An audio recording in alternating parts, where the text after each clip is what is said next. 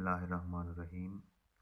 बहुत सारे स्टूडेंट्स पूछ रहे थे कि आर्गुमेंटेटिव ऐसे की पहचान कैसे की जाती है।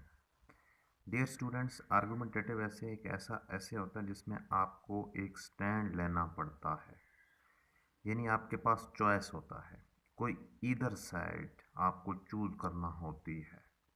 मिसाल के तौर पर, gender equality is a myth और रियलिटी। ये एक ऐसा टॉपिक है जिसमें आपको एक साइड चूज करना है। आपकी मर्ज़ी है कि आप gender equality is a myth, इसको ये मिथ डिक्लेयर कर दें, या कह दें कि नहीं जी, gender equality is a reality. कोई एक स्टैंड आपको लेना है। जो भी आप स्टैंड लोगे, फिर उसकी सपोर्ट में उसको प्रूव करने के लिए आपको पूरा ऐसे लिखना होगा। यानी आर्गुमेंटेटिव ऐसे में आपको एक स्टैंड लेना पड़ता है। आपके पास ऑप्शन होता है, ठीक है।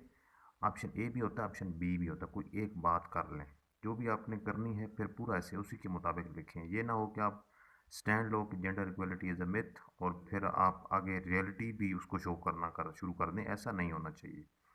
और यही टॉपिक अगर इस तरह हो कि gender equality is a myth, तो ये एक डिस्क्रिप्टिव ऐसे होगा, ये आर्गुमेंटेटिव ऐसे नहीं होगा, क्योंकि इसमें आपके पास चॉइस नहीं है।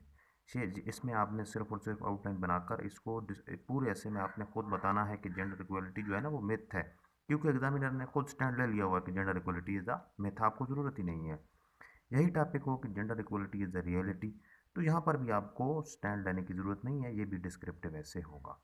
यानी एक ऐसा ऐसे जिसमें आपको एक स्टैंड लेना होगा, वो होगा आर्गुमेंटेटिव ऐसे।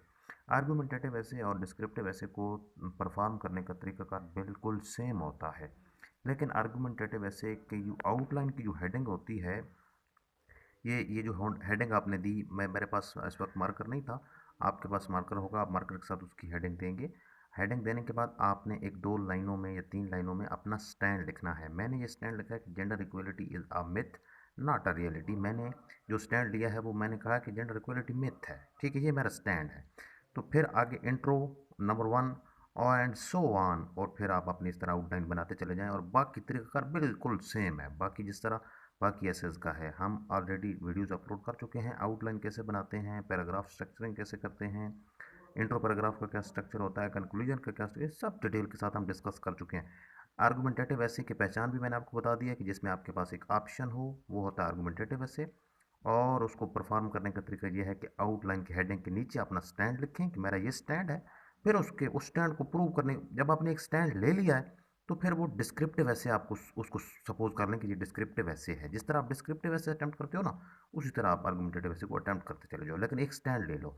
तो स्टैंड आपका क्लियर होना चाहिए, आउटलाइन की हेडिंग के नीचे आपका स्टैंड होना चाहिए। That's it. मिलते हैं अगली वीडियो में। अल्लाह हाफिज़।